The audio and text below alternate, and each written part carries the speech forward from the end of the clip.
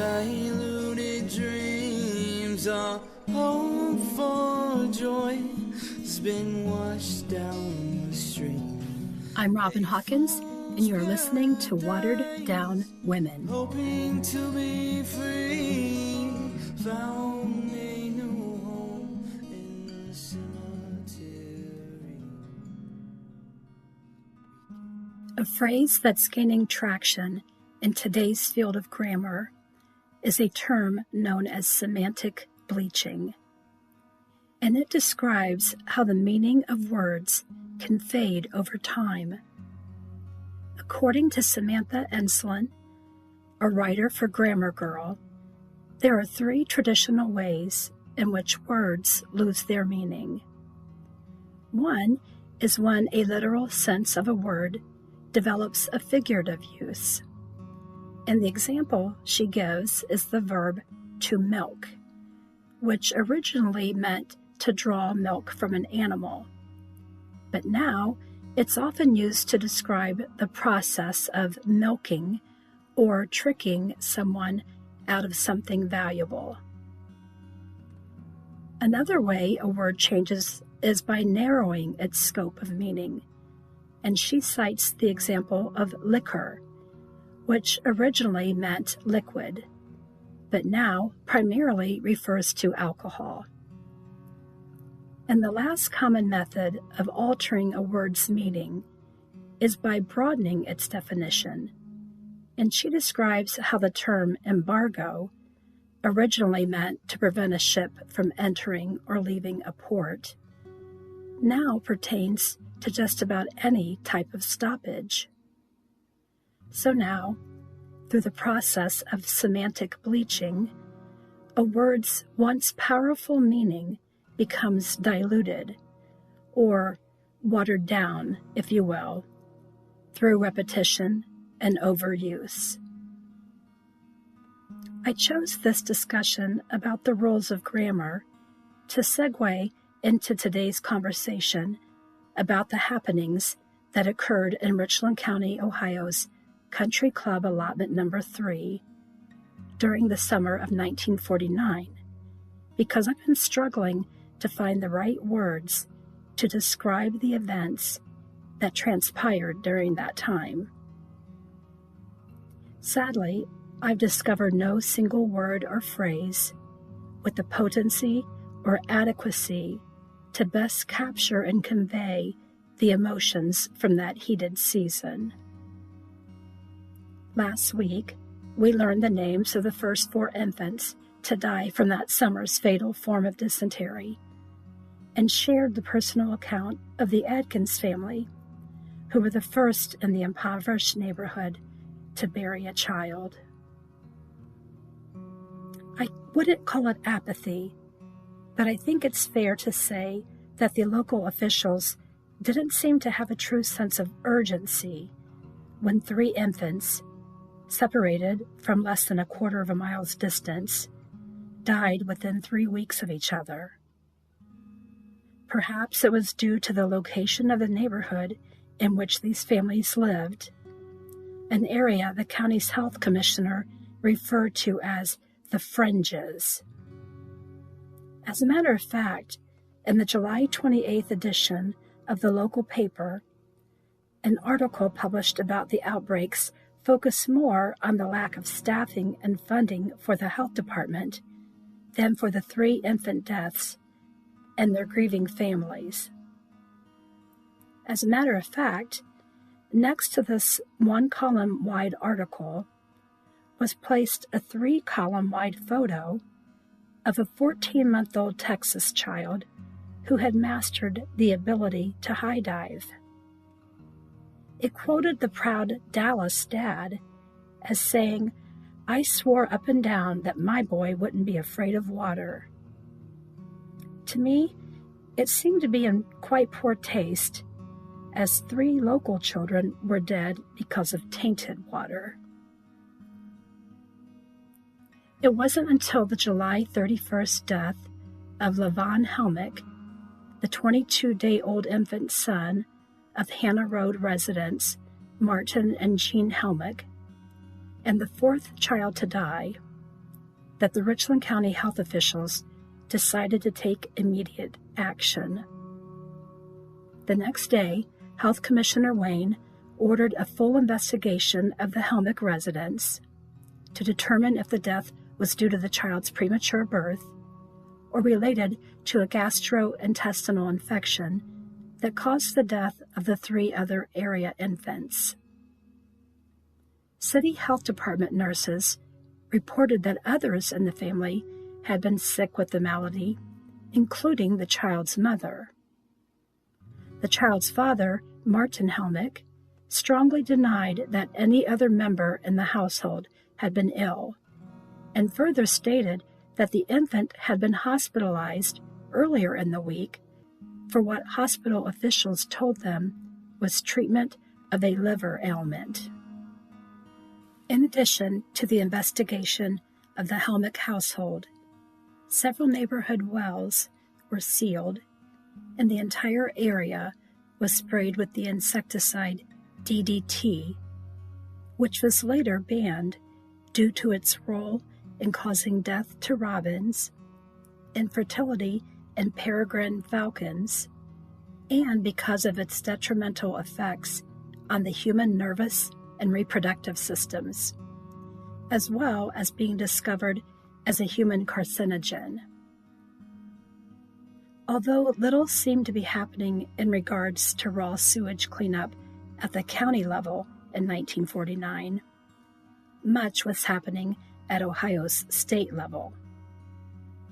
In August of that year, the state legislature ordered purification of all Ohio streams due to the dumpage of raw sewage into waterways across the state, and the technical direction of the project was overseen by the Division of Sanitary Engineering at the Ohio Department of Health.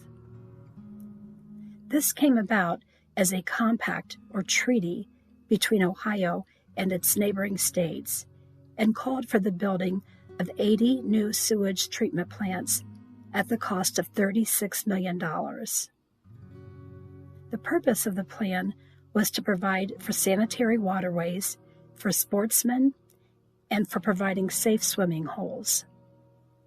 Chief Engineer F.H. Waring was quoted as saying, "We can't give Ohio back to the Indians. The towns and farms and industries of 8 million people are bound to make things different from what they were when only a few thousand savages roamed the woods in these parts." Unquote. I must point out that I could find no information regarding requests for funds from the Clean Streams Project to be diverted into safe drinking water wells and sanitary sewers for Ohio's poor neighborhood residents. It wasn't until the death of Mary Elizabeth Twyman, the 6-month-old daughter of Mr. and Mrs. Albert Twyman, and the 5th Richland County child to die in just over a month. But interestingly, this family didn't live in the Country Club Allotment Number 3 neighborhood. Due to that fact, city and county health officials opened a new probe into the outbreak because they feared it was now spreading into the city. The Richland County Health Commissioner warned that unless good infant hygiene is practiced in the Country Club allotment area, there will be more deaths. So with insufficient funds and limited staff available to address the epidemic, county department nurses began home visits within the Little Kentucky neighborhood, and the August 14th edition of the local paper published a nearly full-page spread of pictures showing the nurses inside of area homes demonstrating proper hygiene techniques. In one image, a nurse shows the resident how to drape a net over the infant's crib in order to prevent flies from blowing the child. Another photo shows a nurse teaching the family how to discard a used diaper. One picture shows a demonstration of proper hand washing techniques. And perhaps the most notable image is of two nurses standing behind a table of necessary items to be used in proper bottle feeding. And as one woman points out each item, the other marks it on a checklist of sorts. The two nurses, Miss Clara Shum and Miss Marjorie Palmer, inform area families as to what is needed to properly bottle feed an infant. Reading directly now from the photo's caption, it states, rubber bands to hold covers over the baby's bottles, a fork to handle the nipples, a fork and knife for measuring out the formula, a can opener to open the canned milk, waxed paper to cover the can of milk after it's opened, nipples, and a jar and cover to keep them in, a measuring cup for measuring the milk or water, a funnel for filling the bottles, the milk and the feeding bottles, a jar of boiled water, a mixing bowl, a pan and lid for sterilizing the equipment used to make the formula, and a tea kettle for boiling the water. Had any of the area homes been equipped with indoor plumbing, these suggestions would have made a positive difference in the lives and well-being of these families. However, the likelihood of any household possessing any or all of these needed items would have been slim to none. Sadly, the intervention did little to alleviate the health crisis, and within 2 weeks of the article, 2 more infants had died. On August 27th, Sandra Sue Sayers, the 2-week-old daughter of Mr. and Mrs. Troy Sayers, and a resident of Little Kentucky, passed away. 2 days later, Helen May Kleinage, the 9-month-old daughter of Mr. and Mrs. James Kleinage of Mansfield proper, died at the local hospital. The death cloud lingered over the area for several more weeks.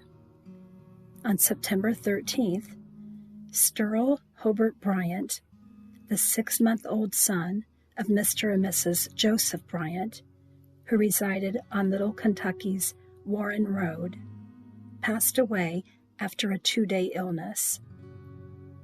The Bryant infant's death prompted the county health commissioner to propose the building of 50 outdoor toilets in the area. Unfortunately, the funds weren't available. However, the board did authorize the hiring of an additional health department inspector to enforce sanitary regulations in the Little Kentucky area. On October 15th, Gary Ray Perry, the 2-month-old son of Mr. and Mrs. Burl Perry, became the 9th and final recorded infant to die during the Summer of Sorrow. Several other babies were sickened during that inconsolable season of grief. Suzetta Hiley, the 10-week-old daughter of Mr. and Mrs. James Hiley, 6-week-old Carol Critchfield, and 4-week-old Larry Gerhardt, suffered from the same intestinal illness, but were spared the death angel's visit.